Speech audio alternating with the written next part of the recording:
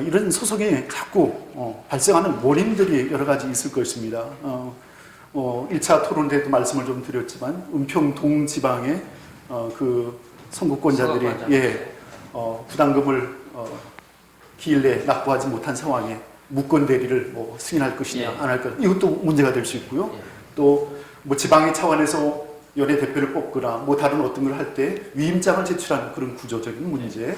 또 최근 들어 미주 자치위원회가 코로나19 사태로 연예가 문제가 될 수 있는데 한번 우리 송모 목사님께서 말씀해 주시죠. 네. 이게 지금 우리의 법으로는 그 투표권자가 결정되는 날짜가 있잖아요. 그때까지 결정이 안 되면 선거권자가 그러면 아웃되는 거죠. 7월 6일인가 그래서 지켜보자고 선관위에서. 근데 저는 될 거라고 생각도 안 돼요. 온라인에서 이렇게 투표해서 뽑은 그리고 온라인이라고 하는 것도 그것도 미리 어떤 특별한 규정이 있다면 몰라도 그런 규정이 없는 상황에서는 그렇죠.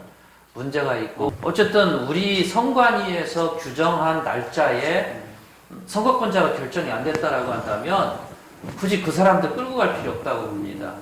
그게 나중에 이제 무효 요인이 될 수도 있는 거거든요.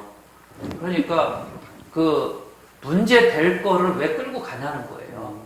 그러니까 아예 빼고 가면 문제 안 되니까 빼자는 거죠.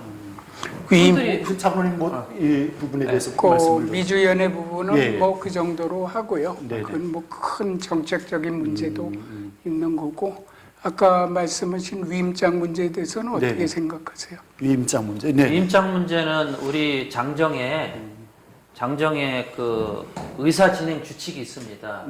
의사진행 규칙에 보면 민법에 의하면 위임장으로 출석도 대신할 수 있고 결의도 대신할 수 있습니다. 민법에.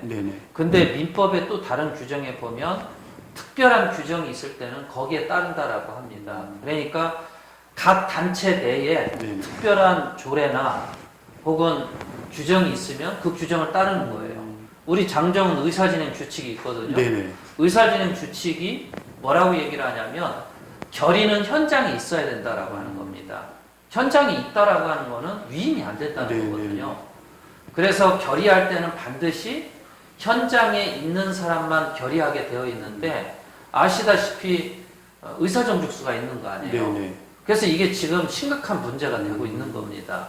코로나19라고 하는 뭐 전 세계적인 문제 때문에 위임장을 받을 수밖에 없다라고는 하지만 그런 지방 몇 개 지방만 문제가 되고 있고 많은 지방들은 그래도 다 어떻게든지 마스크를 쓰든지 뭐 장갑을 끼든지 해갖고 나름대로 다 했습니다.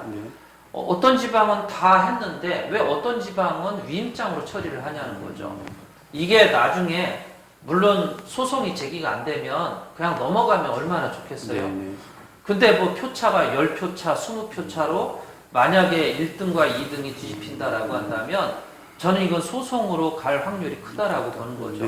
그러니까 이런 거를 지금 선관위에서 2달 남은 기간 동안에 괜히 뭐 그 후보 예정자들 그 사람들 집중하지 말고 근본적으로 선거 무효 사유가 무엇인지를 살펴보고 그거를 어떻게 하자를 치유할 것인지를 고민해야 된다. 굉장히 중요한 지적인 것 같아요.